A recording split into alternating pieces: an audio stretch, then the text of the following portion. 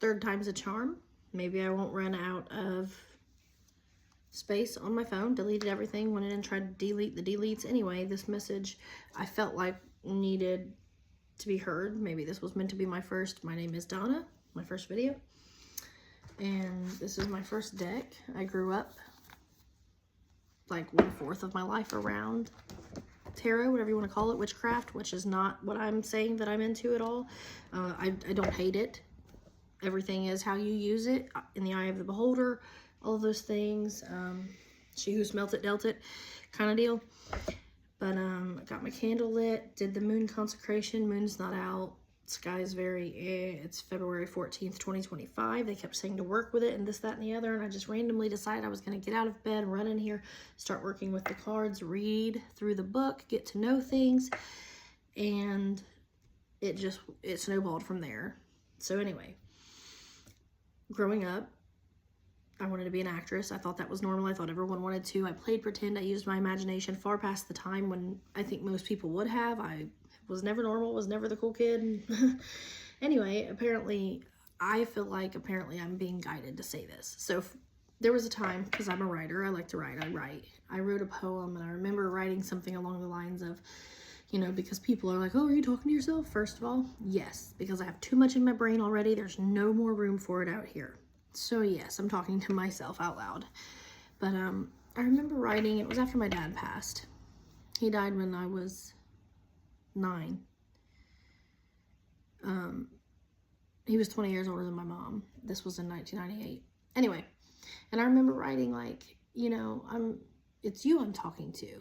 I'm not just talking to myself. People are like, oh, you're weird, you talk to yourself. And I don't know the poem, I don't own it anymore, but I don't know where it is. But I was thinking of that tonight, that for some reason that came up, and I guess it's because I always say, because I have a brain. Sounds so rude, and it is, whatever, if you want it to be. But I'm starting to learn that it's not, as simple as that. For one, when you open yourself up, when you're really just open and honest, and you're not avoiding your problems, you're not avoiding running into something and having to say, I don't know what I'm doing. And instead of doing that and just putting that wall up, you just say, like, what can I do? What do I need to do? You ask yourself a question. Literally in high school, I recall getting to the point where I would say, and maybe it's all from conditioning in this sense, I would just say, don't you ever think it's just weird, like you have to ask yourself what the date is? You write it down 7 or 8 times, at least. One piece of paper or, on a computer. You're taking in what date it is to date your work. 7 or 8 hours straight. And you get to where it's not, you don't just constantly know, oh, today's February 1st, today's February 2nd. And you have to just keep asking in order to get the answer so that you can write the date on your paper. I got to that point where I had to do that. And that's what I feel like from actually finally kind of just opening up the deck, trying to bless it and consecrate it or do whatever, pray over it. That's what I feel like. And I started to think about it recently as I've been going down this road for about 9 months now. I thought I was just obsessed with watching tarot card readings. I thought I was just obsessed with everybody, and their readings. And I was. And it got to where I would see the cards. I'm a very hands-on, very tactile nature kind of person, if that's the word. Things that are tangible. I love paper, always have, the smell, everything. When I used to read, back in school, this is relevant, I swear, I crinkle the pages. I've done it my entire life. While I read, I scratch the pages. I love the feel of it under my nails. I can feel it, whatever. Anyway. Oh, I just lost my place, but I know it was at 30 something. Oh, 157. I'm so not surprised. Page 157 on the 5 of Cups. So back to what I was saying. When I first pulled these cards out, and I just, like I said, I just sprawled them across the table because that's what I felt like doing rather than just pulling out one card and trying to study it. I decided to go ahead and do a thing where I ask a question and then I try to, interpret the cards, of course, when I see them. Well, surely enough, I got to where just feeling them, I was like, that's not doing it, that's not doing it. And it was though, like I said, it was almost like, because in my own head, I'm like, well, what should I do? And that I start shuffling them, moving them around, not just shuffle, but they're still in order. other than the 2 cards I took out. They are still in order from the way they were when I got them out of this box. But I just was, and the two of them, the 5 of, right? Yep, the 5 of Cups was actually right underneath this one, turned this way, and the 4 of Cups was up here. And they both kind of whoop. So I took them both, and I was like, we're just gonna look at it. That's all we're gonna do. And they were not in order. So I thought it would have been different if it was 4, 5, 6. It wasn't. 5 was on the opposite side. But anyway, I was just like looking at it, and it could just be that they're in order. But I decided to attempt to interpret them, and I was like, well, he's all disappointed. I was like, but he's kind of like shocked, sad, like, can I help you? Like, what can I do? Ugh. And, you know, so in my head, I start going to work with that. And then I looked at this one and did the same thing. I was like, well, she's all upset. These are either spilled or, you know, whatever. She's just upset for whatever reason. Clearly, because they're spilled. 57. 557. That's crazy. I love you, Mom. And Mom's dead too. 2010. So I get the book, and I'm flipping and flipping and flipping and flipping and flipping to find the 4 and the 5 of Cups to read about them, to see if I was anywhere. And I was definitely very, you know, and of course I've still got to learn, like, their, I want to say houses, but that's not what I meant. That's not it. Yeah, I've got to learn a lot of things about, well, I guess because these don't have numbers on them. The other cards do. I hope they're supposed to. All of these cups seem to not, unless it's, you know, a 2, 3, 4, 5, 6, you know, but I just mean no, like how they have 0 through 10. Yeah, like I said, brand new. I did just read about it, but I'm also learning the Spanish language right now, and I wondered if that was relevant, but we're just going to leave it at that. But, yeah, I felt like apparently I needed to say this. So I was in, you know, going to the bathroom. Like I said, I was cleaning up a little bit. I wiped this table off with some sage stuff. So I was just kind of standing outside my son's bedroom, like thinking, and the connectedness and the wholeness and the one. And so, like I said, I was kind of trying to prepare myself and see when I do come in here and try to pull a card out, because I noticed while I was just holding the cards, or, you know, outside under the moon that I can't see because it's not there, I would notice that my left hand tingled. Well, I'm technically a right-handed person, but I'm actually, in my mind, it kind of works for me because I feel like this is closer to spirit, because the left side of you tends to bring out the creative, the imaginative, therefore the spirit side. So I was doing that, and I felt both of my hands, and I came in here and sat down, and then my right hand, I don't remember where it was at, but somewhere up in here, it had an actual tingle. Now, when I say an actual tingle, I mean, if you've ever had carpal tunnel syndrome, etc., you recognize it. So I went ahead, loosened up my hands, did all this stuff, and like, I was like, you know what, I'm going to stretch, because I thought, I don't want to be like, oh, I feel this, and just go on that. I wanted to refresh it. I wanted to know I was coming from a fresh place. So anyway, again, I laid out all the cards after I did my little, and I was like, you know what? I'm not trusting it. This hand, it felt warm almost, but it felt heavy, but without feeling. I don't know how to make that make sense to anyone who's never felt it. Like, I mean, I always say that it's ironic, because when your body goes numb, it's actually the first time you really feel your body.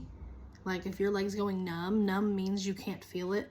But in reality, it's the one time you actually feel it, unless you meditate or you're doing a mindful, you know, breathing sesh. You might, and you focus your brain in certain areas, legs, wherever, then you typically will start to feel that area of your body, or feel it in the sense of almost like a floating air feeling. Not the same as being numb, but you'll start to feel it. So, like I said, for some reason, apparently this was supposed to be told. And I do that because I have a tendency to look that direction, or look some direction. Earlier, before I sat down, I said something. I don't even remember what. I think I probably said like, oh, I'm going to sit down and play with these cards and just see whatever. And I heard see. And like I said, I've been practicing Spanish. So I was like, now I know that was me. I know that was just me being like, oh, hee, quirky and silly and fun. But to me, it's when It's almost like when there's a response or an answer, and sometimes it's an image or a feeling, or like you'll get this weird feeling and instantaneously there will be that image or that thought to do something. Example, back in summer, like the end of summer, I was taking my kids down the road to go to this playground, and I usually like to drive my car, my Civic. It's small, it's little, it's got massively tinted windows, which I love because I don't like feeling exposed, especially in sunlight. It sounds stupid, but the sunlight itself, used to anyway, I used to feel very, what is that word? Like exhausted easily. I always say it's like my kryptonite. I get tired, I'm sluggish, and I've learned to guzzle lots of water. But anyway, that's a whole different situation. And also lots of selfie time, which to me, that's what this was. Me finally having time for myself, which I have very much needed. And from what I read, these two cards, at least I think it was the Four of Cups one, because I think the 5 was the one that represents like chaoticness, etc., you know, not being happy. But this one I think mentions, let's see, Four of Cups. Things to consider. Are you feeling bored, dissatisfied? Yes. With your job or relationships, you can't figure out what you want to do. Maybe it's not them, it's you. No shit. And there's nothing wrong with wanting something better or not settling when a situation isn't working for you. You don't have to say no to become a habit. You don't want saying no to become a habit. Cups. Four of Cups isn't happy with his work. That's not unusual. Truth be told, he's never satisfied. So on and so forth. So when I first looked at it, oh, this was what the hand thing was about. So I was, this matters. So I was back there and I was doing the hand thing, and I could feel this hand in the way that you would feel it, I suppose you would say, when you're trying to feel it on a spiritual, energetic level, whatever, frequency. This one, like I said, it seemed to just go almost what I would call black. It was heavy. Yeah, black. It was heavy, almost what I would call cold, but it was like a heavy nothingness. It was like vast. And so, and funny, actually, when I was holding the cards out there and I was reading the consecration, whatever you want to call it, affirmation over it, over the deck, I was taking each card like this. And that looks like my right hand. This is my left hand because I've got the camera flipped. And I'm a right-handed person, so like, you count money real fast, you pull it out of your left. I do. I pull it out of my left hand into my right. And I remember when I was standing out there thinking how weird it was. I was doing the opposite. I was holding it in my right and pushing it to my left hand, like, you know, and push and grab the deck like this. And that is not normal. But I was speak it, and I was reading the paper as I held it over the candle. I was kind of doing like a multitasking thing. I don't know. I did like my whole own thing. Oh, I also went ahead and put the salt on my hands first. I didn't sprinkle them necessarily. I had them on had the salt on my hands and did this slowly as I read it. And so that's actually funny. And then I got literally like halfway or a little more than halfway through the deck, and I switched. And I started pushing them from my right hand or whatever, the opposite. So anyway, it felt, and not to mention, okay, I'll mention it. See, it's weird. It's like, no, you need to say that. Even though I've already tried this video 3 times and this didn't come up. I took a dab of one of my gummies. And to be honest, I could say it's CBD, but I don't, 1357, I don't know exactly if it's supposed to be CBD, if it's supposed to be HTC, if it's, I don't know anymore. I don't care. But I usually take it to go to sleep, but I've got a few different kinds, and that we got like samples of or something from the store, and they don't necessarily put me to sleep. Plus, I don't like to use them anymore because I feel like I've done whatever, that 99, 98, 90% of the time, I'm at what I call the frequency of love, you know, hopefully God consciousness or close to it, God conscious, whatever. So what happens usually is I end up the opposite. See, why is this a part of this? I actually saw a video earlier that said something about, oh, whatever the video was, someone had commented on it, and the guy said, because it said something about marijuana, I stay away from people. something about if I don't stay away from people, you know, I have marijuana. And this guy was like, oh, actually, you need, you know, whatever. You need the help because of the marijuana. Let me tell you something. If you're completely against it, that's fine. But let me tell you something. It amplifies whatever you've got going on. So yeah, probably if you're angry, mad, hateful, and you live in a constant state of fear and anxiety, the wrong whatever will amplify that and make you worse. And that's kind of what's happening to me. Not that I live in that, but let me get to the point. It also brings out the opposite in you. So like for me, once it gets to a certain point, I'm happy. I don't care about anything. Like you bring yourself to where you're just focused on this moment right here, right now, which is mindfulness, which is how we all need to be every day. We need to constantly function in, and it is exhausting at first and it is difficult, but in a far, far stronger and potent level of being present and conscious where we are, not living out of our old traumas and our old fears and our old experiences and our old pain, assuming that we know. That's how I feel like I did, assuming that we know every single next move that someone's going to make, which creates a depression in us, creates the repetitive cycle because you assume this is going to happen. Now you're in a certain mood and you feel some type of way. 1627, that was our address growing up, one of our addresses. And so yeah,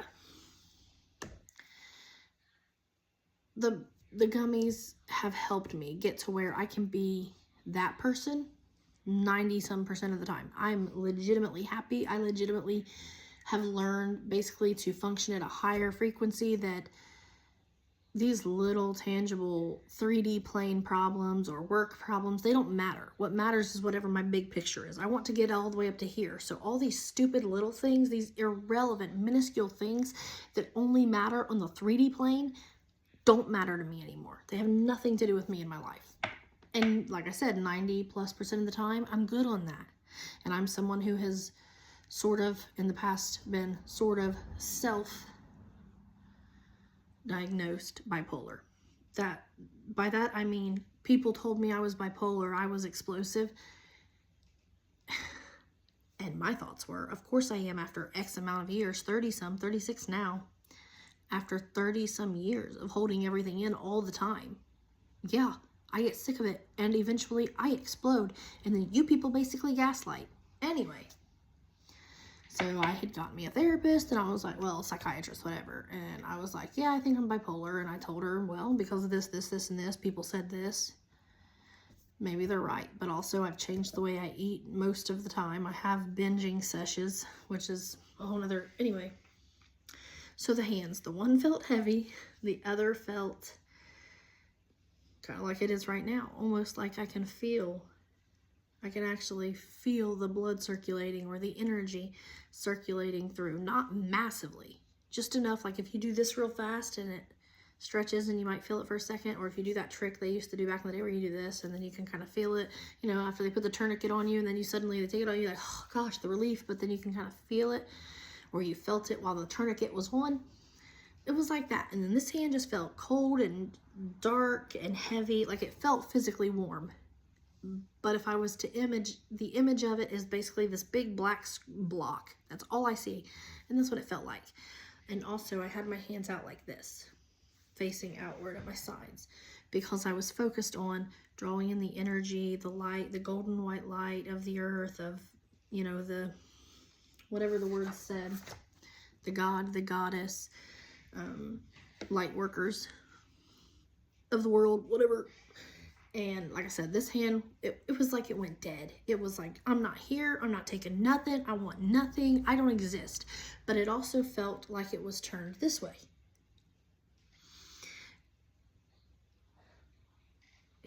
Again, whew, so much that I could say. But, and in that moment, I concluded that it like hit me that it felt like it was turned this way to my brain, or to my spirit, or however you want to look at it, because I was starting to function with the opposite side of the brain, which I've read, it's not all on one side or the other, but I have read that when you're using the left side of the brain, it's on the right side. So it crosses, like it comes from over here to over here and from over here to over here. So however you want to deal with that, if that's relevant, or if it's just like physical world, spiritual world, inside to outside. There is no above or below. It's just in and out. That's it. We're part of it. It's the oneness. But anyway, that's me. That's me. So anyway, apparently I was supposed to tell you all of that about the hand. Sorry it took so much to do that.